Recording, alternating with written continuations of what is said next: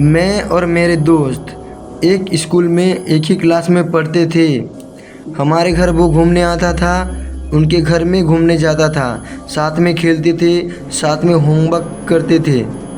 एक दिन ऐसा हुआ कि वो मुझे बोला, भाई चल अभी तो धूप का महीने आने वाला है, अभी स्कूल छुट्टी होगा, हमारे गांव घूमने चलते हैं बोला।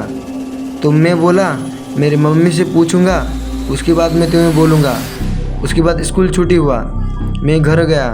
घर जाके मम्मी को बोला, माँ मैं अपने सूरज दोस्त के साथ उनके गांव घूमने जाऊंगा। तो माँ बोली, नहीं वहाँ पे मत जा, गांव वाले अच्छे नहीं होते, गांव में भूत होता है, बहुत कुछ होता है बेटा, वहाँ पे मत जा बोली। तो मैं बोला नहीं माँ मैं जाऊँगी, ऐसे बोला। ज़बरदस्त करके मैं घर से निकल आया।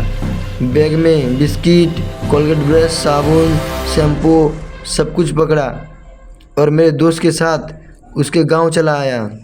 गांव बहुत अच्छा था। गांव बहुत हरियाली की तरफ दिख रहा था, बहुत सुंदर दिख रहा था। झरना था, नदी था, पहाड़ था। उसके बाद मेरे दोस्त के घर भी बहुत सुंदर था।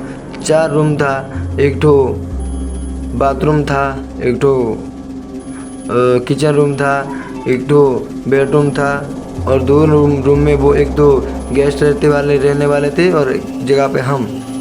तो हम दोनों दोस्त सोए थे रात में और मुझे सुसु लगा।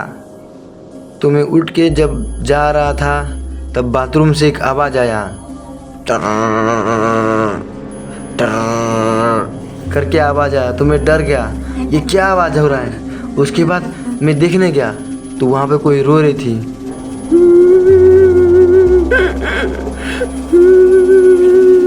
करके रो रही थी।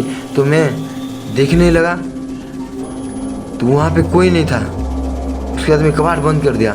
कबाड़ बंद करने के बाद मैं फिर आ रहा था, तभी और एक बार आवाज़ आया।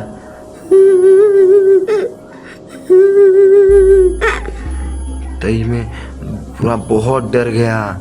डर के मैं धीरे धीरे से कबाड़ को खोलने लगा तो देखा मैं वहाँ पे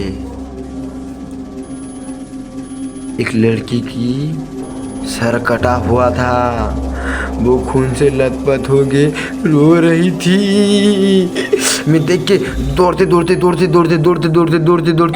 रूम पे चला आया। उसके बाद मैं दोस्त को बोला, मैं तुम्हारे बाथरूम में एक भूत देखा। तो वो लड़का बोला, वो भूत नहीं थी, वो मेरी मरी हुई बहन थी।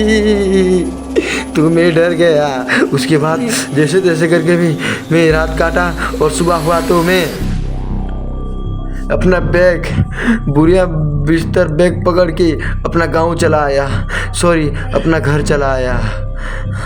और मैं उस दिन से कभी भी उस दोस्त के घर नहीं गया।